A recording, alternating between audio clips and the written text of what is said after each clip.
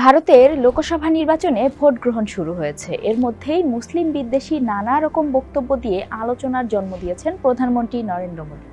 মোদী তার নির্বাচনী প্রচারের হাতিয়ার হিসেবে মুসলিম বিদ্বেষ ছড়িয়ে দিচ্ছেন। এর আগেও তিনি এমন কাণ্ড করেছেন। মোদী মুসলিমদের বারবার অনুপ্রবেশকারী এবং গণ্ডায় গণ্ডায় বাচ্চা জন্মদানকারী হিসেবে প্রচার করছেন। মোদীর এসব মন্তব্য নির্বাচনী আচরণ বিধির স্পষ্ট লঙ্ঘন হলেও অভিযোগ রয়েছে তার বিরুদ্ধে কোনো ব্যবস্থা নিচ্ছে না নির্বাচন কমিশন। প্রশ্ন উঠেছে, আবারও কেন ধর্মীয় বিদ্বেষকে হাতিয়ার হিসেবে ব্যবহার করছেন মোদী? আর ভারতের নির্বাচন কমিশনই বা কেন চুপ? এসব প্রশ্নের উত্তর জানতেই আমাদের আজকের প্রতিবেদন। সঙ্গে আছি আমি রুকাইয়া জহির। মোদী ও বিজেপির মতে মুসলিমদের সঙ্গে মিলে সংখ্যাগরিষ্ঠ হিন্দুদের বিরুদ্ধে ষড়যন্ত্র করছে বিরোধী দল কংগ্রেস, যার প্রধান উদ্দেশ্য হিন্দুদের সম্পদ ও অধিকার কেড়ে নিয়ে মুসলিমদের হাতে তুলে দেওয়া। এজন্য ভারতীয় ভূখণ্ডে বিপদের মুখে রয়েছেন হিন্দুরা। বিশ্লেষকরা বলছেন, নির্বাচনকে হিন্দু মুসলমানের লড়াইয়ে রূপ দেওয়ার চেষ্টা করছেন মোদী। আর বিজেপি নেতারা প্রকাশ্যে দলটিকে হিন্দুদের দল বলছেন। বিজেপি নেতা এবং মোদীর বক্তব্যগুলো বিশ্লেষণ করলে বোঝা যায়, বিজেপির ভোটার হিসেবে তারা শুধু হিন্দুদেরকে ভাবছেন। নরেন্দ্র মোদী সম্প্রতি বেশ কয়েকটি নির্বাচনী সমাবেশে বলেন, যদি বিরোধীরা ক্ষমতায় আসে তাহলে তারা হিন্দুদের সম্পত্তি কেড়ে নেবে, যাদের বেশি সন্তান রয়েছে তাদের সেই সম্পত্তি দিয়ে দেবে। স্পষ্টতই মুসলিমদের প্রতি ইঙ্গিত করে এমন মন্তব্য করেন মোদী। তিনি শুরু থেকেই বিরোধী দলগুলোকে হিন্দু বিরোধী হিসেবে চিহ্নিত করার চেষ্টা করে আসছেন।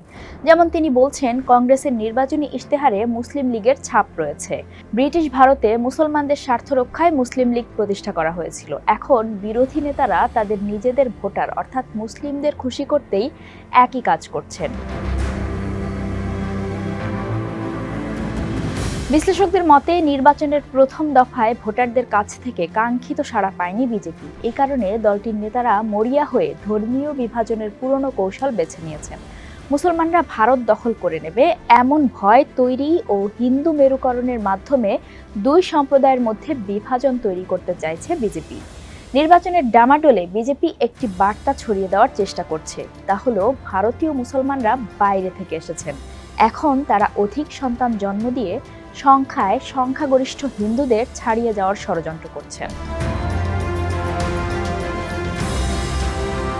মুসলিমদের প্রতি মোদী ও বিজেপির এমন আচরণ ও প্রচার কৌশল স্পষ্টত ভারতের নির্বাচনী আচরণ বিধির লঙ্ঘন। কেননা তাতে ধর্মীয় কিংবা সম্প্রদায়ের ভিত্তিতে ভোটারদের বিভাজন, ভোট চাওয়া বা প্রচারে নিষেধাজ্ঞা আরোপ করা আছে।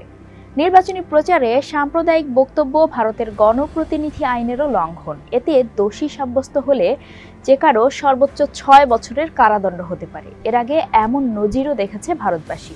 1999 সালের নির্বাচনের সময় সাম্প্রদায়িক উস্কানি দেওয়ার চেষ্টার জন্য শিবসেনা দলের প্রতিষ্ঠাতা বাল ঠাকরের ওপর 6 বছরের নির্বাচনী নিষেধাজ্ঞা আরোপ করা হয়েছিল।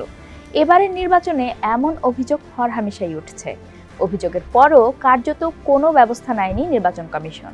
বিরোধীদের অভিযোগ, নির্বাচন কমিশন স্বাধীনতা হারিয়ে অনেক আগেই আপোষ করে ফেলেছে। কমিশন এখন সরকারের একটি সংস্থার মতো আচরণ করছে।